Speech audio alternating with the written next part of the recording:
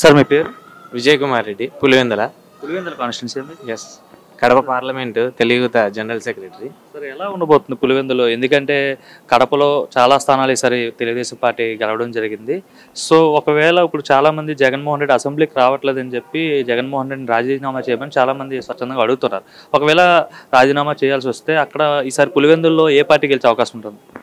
నిజంగా చెప్పాలంటే నేను కూడా రాజీనామా చేయమనే చెప్తా ఉన్నా. ఈ వేదికగా, తెలుగుదేశం పార్టీ వేదిక, జగన్మోహన్ రెడ్డి తక్షణమే రాజీనామా చేయనైనా.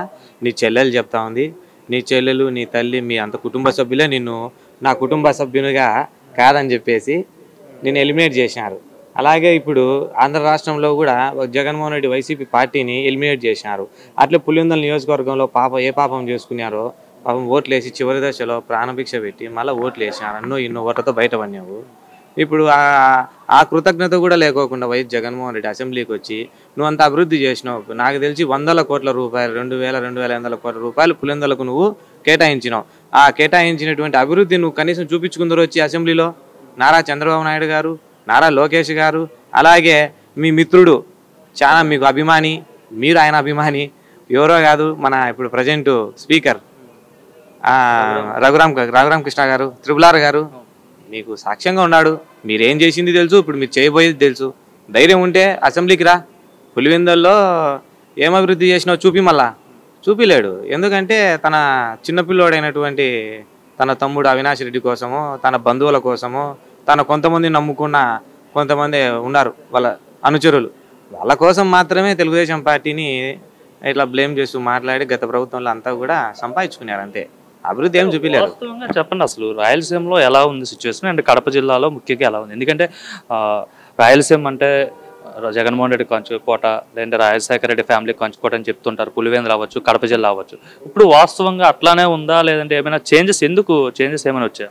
ఏదైనా ప్రకృతిలో భాగమైనటువంటి కొన్ని విధానాలు కొంతకాలం వరకు ఉంటాయి.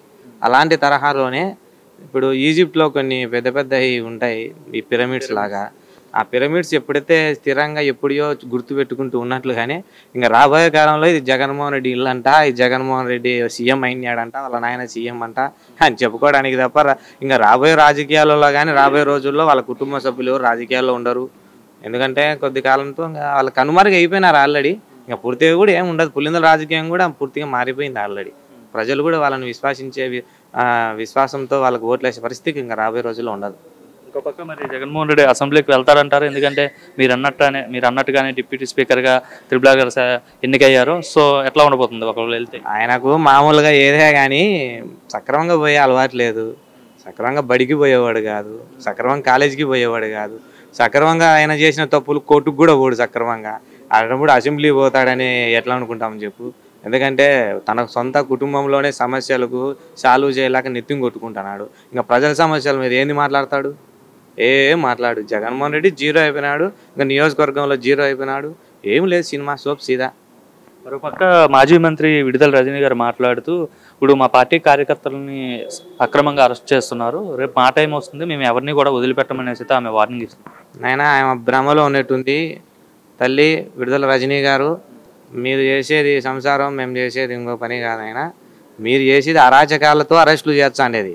ఏ పాపం చేయని నన్నే 18 కేసులు పెట్టినారు. అఫిషియల్గా కేసులు పెట్టకోకుండా పెట్టినట్టు పిలిపించి నన్ను కొట్టి హింసించిన గతం గుర్తు చేసుకో.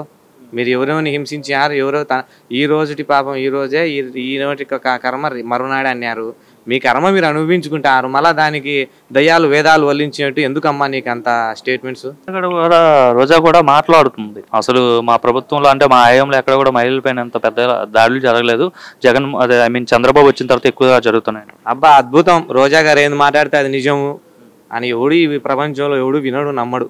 ఎందుకంటే పులివెందుల నియోజకవర్గంలోనే ఒక ఎస్సీ మహిళను అతి దారుణంగా మానభంగం చేసి హింసకు గురి చేసి చంపితే వంగలపూడి అనిత గారు మహిళా మండలి అధ్యక్షురాలుగా, రాష్ట్ర మహిళా మండలి అధ్యక్షురాలుగా పులివెందులకు వస్తే ఒక ఎస్సీ మహిళ మీద అన్యాయం జరిగితే అనిత గారి మీద ఒక ఎస్సీ మహిళకు అన్యాయం జరిగి ఎస్సీ కేసు పెట్టినారు. అందులో నేను కూడా దాంట్లో కేసులో ఒక ముద్దాయిని. అంటే మహిళలు ఆ వద్దు పులివెందులో జరిగింది తల్లి. నీ గన్ను రాలే, నువ్వు రాలే, అది గుర్తుపెట్టుకో రోజా గారు. కొడాలి నాని, వల్లభనేని వంశీలను ఎప్పుడు అరెస్ట్ చేస్తారని అయితే టీడీపీ కార్యకర్తలు డిమాండ్ చేస్తున్నారు. చేసే అవకాశం ఇప్పుడు అరెస్టు చేయాలా మనం ప్రత్యేకంగా అనేది ఏమి లే.